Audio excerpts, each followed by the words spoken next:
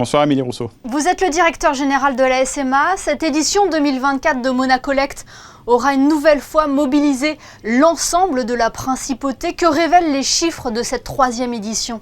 Cette troisième édition de Monacolect en février 2024 a montré des chiffres en progression, notamment sur les dons qui ont été faits aux associations qui nous accompagnent sur cette manifestation, puisqu'on est passé de plus de 10 tonnes de dons l'an passé à cette année plus de 16 tonnes de dons. Donc ça veut dire qu'au niveau de la donnerie, des dons qui sont faits par les résidents, on est en progression. Le deuxième volet, c'est qu'on a pu voir qu'il y avait une augmentation aussi des déchets, de la quantité de déchets ménagers spéciaux qui étaient apportés par les résidents, ce qui veut dire que le réflexe du tri au sein des foyers monégasques se fait, notamment avec un chiffre que je souhaite vous partager, c'est que nous avons récolté sur 2 jours plus d'1 tonne de ce qu'on appelle les D3E, les déchets électroniques et électriques, donc tout ce qui est ordinateur, piles, etc., qui sont une filière de recyclage tout à fait particulière. Et tous ces déchets ont été ensuite valorisés par les filières de recyclage et de traitement de la SMA. Quels enseignements tirés de cette troisième édition, Pierre Bardy ? Alors en effet, tous ces déchets sont ensuite valorisés dans les différentes filières.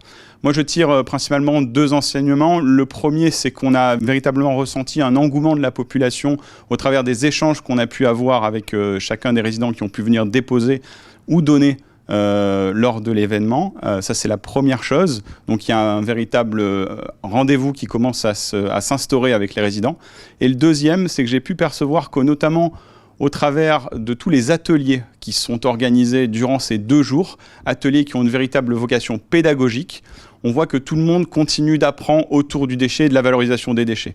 Donc à la fois un rendez-vous qui s'instaure dans le calendrier des résidents et à la fois beaucoup de pédagogie aussi sur les déchets. Oui, vous mentionnez les ateliers auxquels ont participé les élèves de la principauté. C'est important aussi de mobiliser la jeune génération face à ce défi.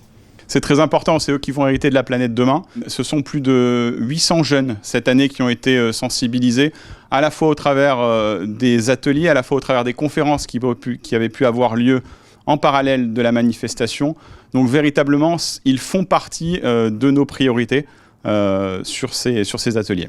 Et est-ce que les chiffres que vous nous avez cités traduisent également le grand intérêt des résidents monégasques, de leur intérêt au tri des déchets, à la réutilisation de leurs objets? Vous les sentez concernés ?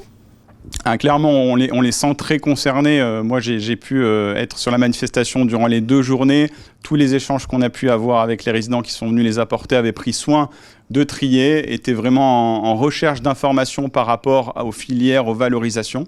Ça, c'est la première chose. On a pu voir aussi qu'il y avait pas mal de gens qui pour certains, connaissaient la mini-déchetterie que nous avons et qui est ouverte, j'en profite, tous les jours de la semaine, de 9h à midi et ensuite de 13h15 à 17h et également le samedi matin, rue du Gabian, où tout au long de l'année, n'importe qui peut apporter ces déchets ménagers spéciaux et ensuite ils seront valorisés et dans les filières qu'il le faut.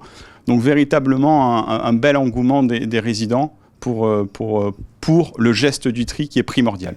Oui, parce que Monacolect se déroule 1 fois par an, mais le tri des déchets, c'est toute l'année. Le tri des déchets, c'est toute l'année.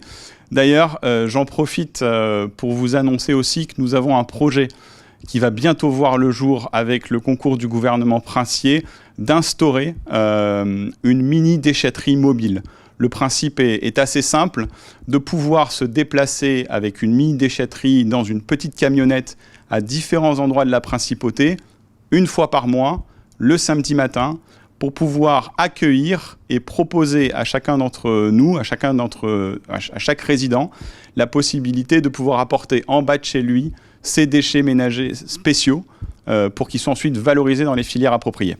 Eh bien, merci beaucoup Pierre Bardy de nous avoir fait la primeur de cette annonce et d'avoir fait le point avec nous sur Monaco Info de la 3e édition de Monacolect. Est-ce que ce rendez-vous pourrait se dérouler plusieurs fois par an à l'avenir ? Alors, de notre côté, on souhaite bien entendu renouveler l'édition l'an prochain. Nous sommes pour l'instant pour parler avec le gouvernement pour pouvoir trouver une date, pour l'instant, sur l'année 2025. Et on restera attentif aux dates de la prochaine édition de Monacolect. Merci Pierre Bardy. Merci à vous.